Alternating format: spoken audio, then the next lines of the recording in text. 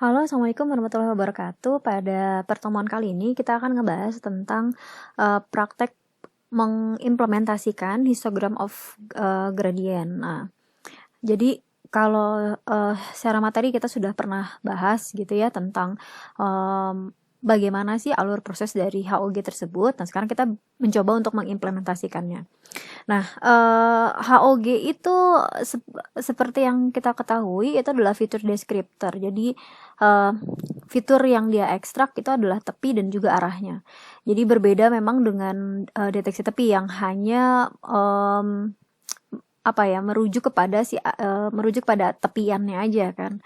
Jadi kalau kita lihat di sini memang mungkin sekilas kayak deteksi tepi ya karena dia lebih fokus ke area tepi. Tapi kalau kita perbesar lagi di sini dia akan memperlihatkan orientasi dari masing-masing selnya. Ya, jadi dia memperlihatkan orientasi atau arah begitu sudut dari si selnya. Nah, seperti yang kita sudah pernah bahas di perkuliahannya bahwa HOG itu kan sebenarnya dia bagi menjadi 9 bin ya, masing-masing size-nya itu adalah 20 gitu kan ya, sudutnya gitu.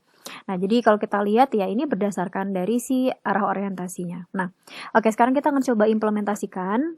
Di sini kita pakai kita coba dua implementasi ya.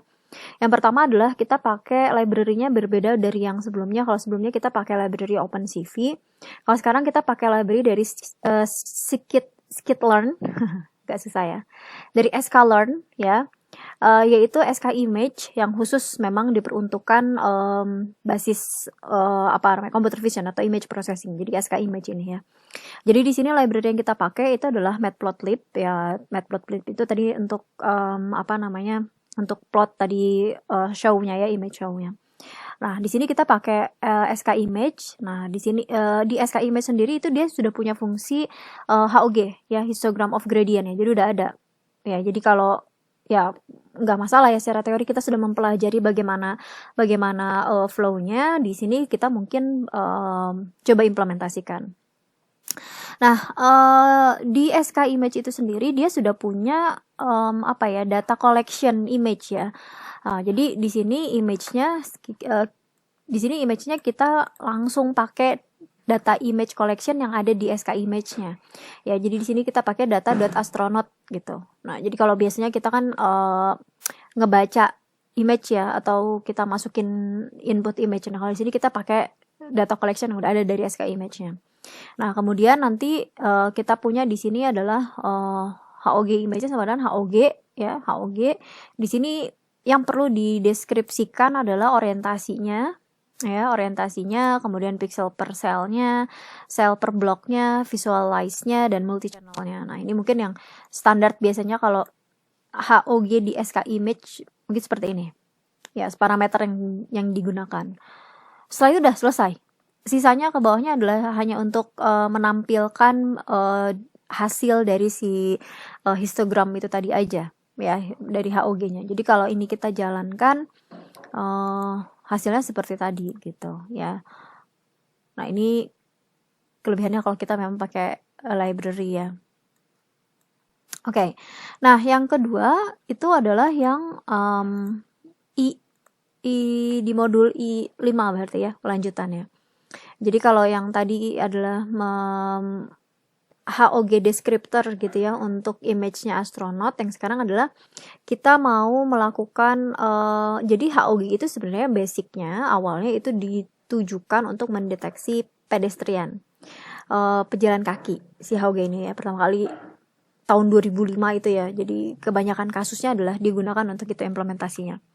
Nah, di sini kalau yang sekarang kita coba pakai library-nya adalah OpenCV. Nah, sekarang kita coba lihat perbedaan dari library SK Image dan juga dari OpenCV ya.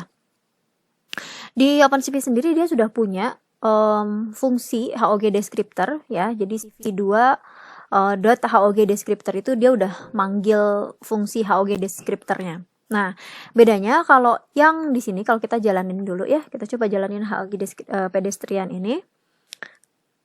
Oke, nah dia akan mendeteksi Jadi beda ya.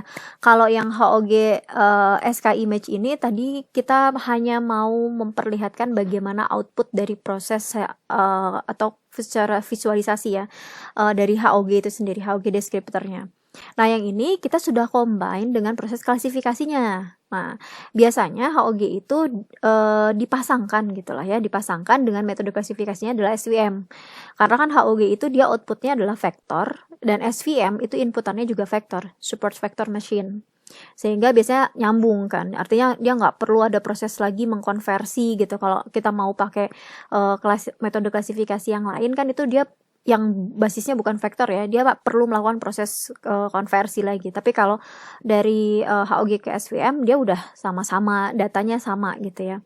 Nah, jadi biasanya dipasangkannya dengan SVM. Nah, di sini kalau kita mau ngedeskriptorin si feature aja cukup HOG descriptor, tapi di sini kita mau coba untuk melakukan deteksi objek gitu ya.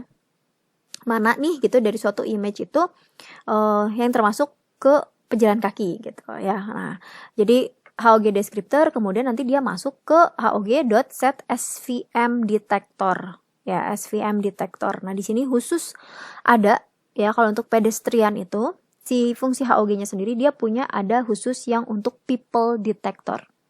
Jadi kalau untuk tadi karena sudah disampaikan ya peruntukannya di awal HOG ini adalah untuk mendeteksi pedestrian, sehingga dia udah punya fungsi di OpenCV-nya sendiri adalah untuk mendeteksi orang ya. Jadi Anda tinggal panggil aja HOG descriptor underscore get default people detector. Nah udah gitu ini udah kita set fungsi descriptor HOG-nya, kemudian SVM detektornya, kemudian baru kita inputkan gitu ya, suruh baca sistemnya inputan image-nya. Nah, kemudian baru di sini ada proses resize minimum di situ ya, minimum width-nya 400 gitu. Nah, sisa bawahnya adalah ini untuk membuat rectangle-nya aja, untuk buat kotaknya dan image show. Udah. Jadi kalau kita tadi running hasilnya akan seperti ini. Nah, mungkin Anda bisa coba beberapa image yang lainnya, coba gambar-gambar yang lain untuk mendeteksi pejalan kaki atau ya people ya, orang gitu. Nah, memang di sini ada kelemahan kalau Anda lihat di sini ini juga ada orang tapi dia tidak terdeteksi ya. Nah, ya itu. Jadi nanti coba Anda coba-coba beberapa image lainnya. Oke, nah itu adalah untuk percobaan HOG. Silahkan teman-teman coba untuk ujikan beberapa pengujian image gitu ya. Kalau parameter sih saya rasa di sini parameternya udah default kalau yang HOG CV ya. Kalau di SK image Anda boleh ganti-ganti nih nilai orientation-nya. Ya, coba Anda explore di bagian ini. Orientation-nya, pixel per cell-nya, cell per block-nya. Coba Anda explore. Anda lihat output-nya. Nah, itu bagian dari prakteknya Anda gitu ya.